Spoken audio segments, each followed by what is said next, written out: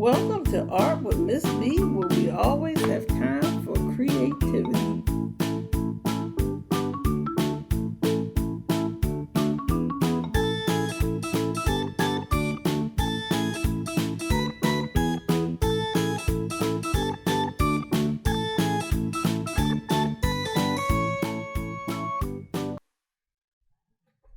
Before we begin, there are some words that you want to pay attention to, such as contour, value,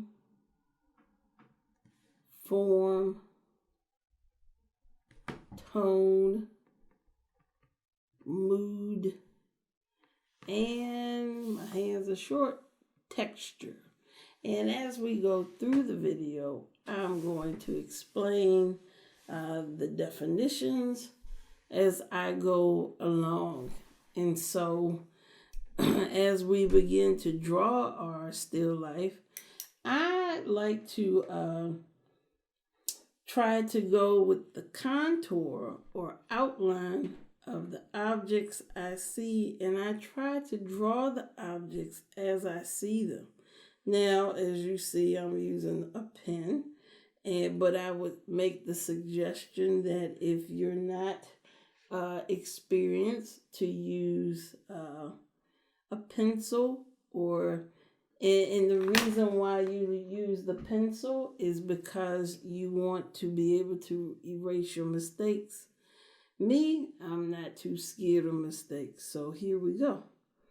So right now, I have observed and looked at this lemon for a while. And while we're recording, if you should see a little furry friend come across the screen on the table, that is Skittles, and Skittles should not be on the table. We fight all the time. So I have decided to begin just following the contour of this lemon. I know the lemon is laid up against the apple, but right now I wanted to make sure I gave my attention to the form or the shape of the lemon. There's another word for you. And now, I'll focus on this apple here because I like the way it comes down, a nice curve. If you notice, I'm not trying to get really sketchy about it.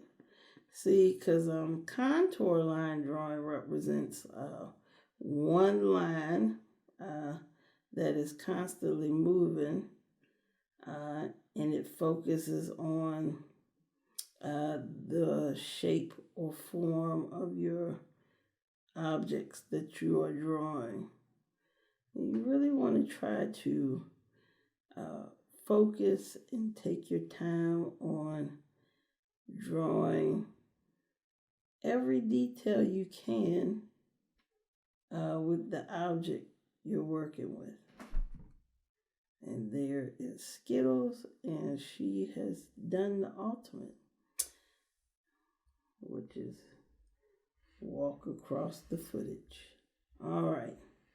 So, and understand with still life drawing, you don't have to be perfect. It's not about perfection. It's just about helping you. And here she is in my video. Go back, Skittles. It's about you just really studying what the objects are shaped like. And again, doesn't have to be perfect. I'm going to go back and get this lemon. Also, in this video, I want you to know that I'm looking at this from a whole different point of view, whereas you guys are looking at me draw this aerial. And Arial is a different way of looking. I'm going to go back and just try to clean this lemon up. You know, what doesn't get cleaned up in this drawing will definitely get cleaned up when I go to start painting. Another thing that I did not mention that you may want to pay attention to is the space, how you're using the paper. How are you using it? You know, are you taking up the entire space of the page? Because I can't imagine you putting something too small on the paper. You want to actually give it your full attention. And I'm pretty certain that you want the viewer to also notice it. And I want to put some small lines in here to create a different surface, showing that this, hey, is an onion, and the onion looks different. And I just made a mistake, and you know what? Mistakes are always opportunities for new learning.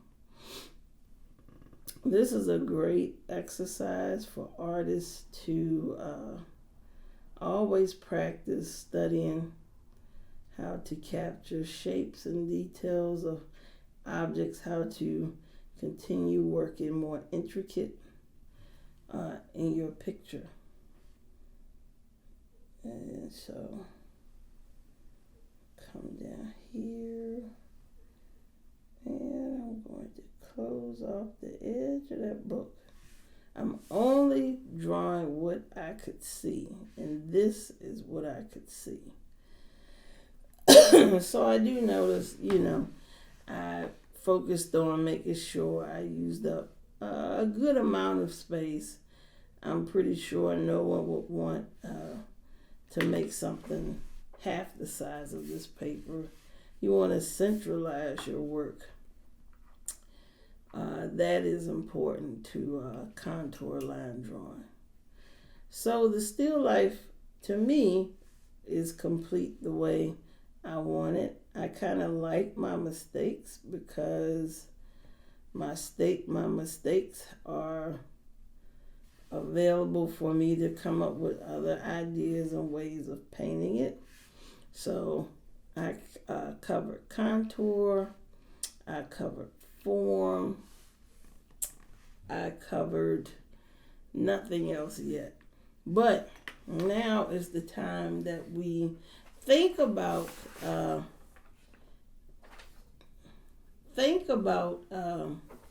the other terms that I have not discussed yet, which is,